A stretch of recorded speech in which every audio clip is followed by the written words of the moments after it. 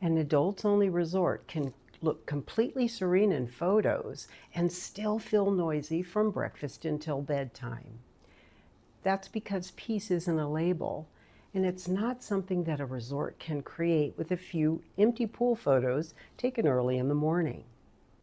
Peace is usually built into the way the resort actually works. So today, I want to walk through what I call the quiet test. 7 signals I look for when trying to determine whether a resort supports rest or simply photographs well. No checklist can guarantee silence. Weddings, construction, even room assignments can change an experience. But these 7 signals will give you more information than adults only or relaxing ever will. When I say peace is structural, I mean it comes from decisions the resort made long before you ever booked. Where are the active areas? Are the rooms separated from the pool, bars, and entertainment? And when one of those areas gets lively, is there somewhere else you can go? 2 resorts can have the same star rating, similar pricing, and equally beautiful photos, and still feel completely different. One makes it easy to slow down. The other keeps constantly directing you toward activity, music, crowds, and constant stimulation. Neither experience is automatically wrong. The question is whether the resort is designed for the experience you actually want. Signal 1, pool atmosphere. I look at whether the resort has one large central pool or several separate pool areas. One main pool isn't automatically a problem, but when it also has a swim-up bar, music, daytime entertainment, it quickly becomes the social center of the resort. And if it's your only option, you may not have anywhere to go when the energy rises. Now here's one practical step. Confirm all the distinct pool areas in the photo gallery and then compare them to the resort map. Now this doesn't prove that the property will be quiet, but it can show you whether you'll have another option when the main pool becomes lively. The real question isn't simply, is the pool beautiful? It's what happens here at 2 o'clock in the afternoon? Now I do look at professional photos, but I also look at recent guest photos taken in the middle of the day. And I look to see if there are any reviews that mention portable speakers, saved loungers, excessive foot traffic, difficulty finding a chair. And I look for these details because these are the details that will tell you much more than an empty shoreline photo. Signal number 3 is the resort layout, and it is one of the strongest signals, and it is one that people often skip. Most resorts put the lobby, the main pool, restaurants, bars, and entertainment all in one compact area. Now that can create convenience and energy, but it also concentrates people and sound. So other resorts spread these spaces out, giving guests room to move away from the activity. But you want to keep in mind that a larger resort doesn't necessarily mean it's quieter, and a smaller resort doesn't necessarily mean peaceful. Open the property map and look at where the active zones sit in relation to the guest room buildings. So what matters is whether the active and quiet zones were intentionally separated. Signal 4 is room location. Now, room location and room category are not the same thing. So a garden view room can sit beside a service road. An oceanfront room can sit directly above a pool deck, and a beautiful suite can face a terrace where live music plays every night.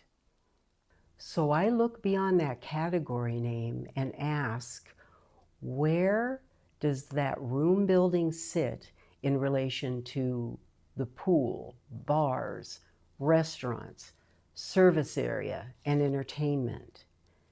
The view tells you what you may see. The location tells you what you may hear. Signal number 5 is evening entertainment. Now, I check whether the evening entertainment is occasional or nightly, where it happens, and how late it usually runs. Now, there's a meaningful difference between a small acoustic performance in the lobby and amplified music in a central courtyard that's surrounded by guest rooms. Marketing photos can show you the stage, but they can't show you how far the sound travels. This is where the property map, the entertainment information, and the recent reviews become much more useful. Signal 6 is restaurant flow. Quiet is affected by dining more than most people expect.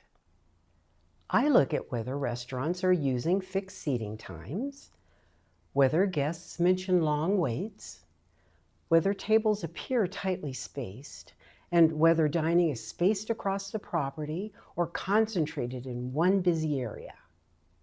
The restaurant count alone doesn't tell the full story. A resort may advertise 6 restaurants, but that matters less if several are small, difficult to reserve, or only open on rotating nights. What matters is whether the dining system gives you flexibility or makes most guests move through the system on the same timetable. The 7th signal is arrival friction.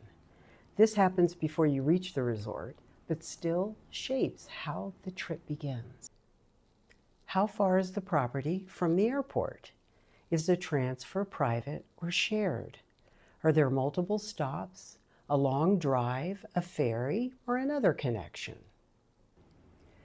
A remote property may be worth the journey, but you should understand what that journey involves before you book it. A peaceful resort doesn't automatically create a peaceful arrival.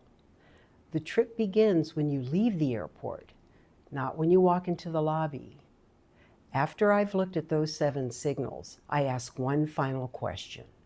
What is the property designed to encourage? Some properties are designed to keep guests active, social, moving from one event to the next. Other resorts make it easier to retreat, linger over dinner, find an uncrowded corner, and in the evening quietly. Both can be excellent resorts, but they're not interchangeable. That's why I don't use marketing photos to just admire the property.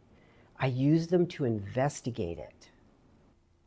I compare the photos with the resort map, room locations, current reviews, entertainment information, and transfer details. The goal isn't a resort with no people, no sound, and no activity. That's rarely realistic. The goal is a property that gives you enough control over your surroundings to rest in the way that you hope to. Before we close, here's the quiet test one more time. Pool atmosphere, beach spacing and chair culture, resort layout, room location, evening entertainment, restaurant flow, and arrival friction. Together, those 7 signals give you a much clearer sense of whether peace is part of the resort's structure or only a part of its marketing. Peace is usually structural, not accidental.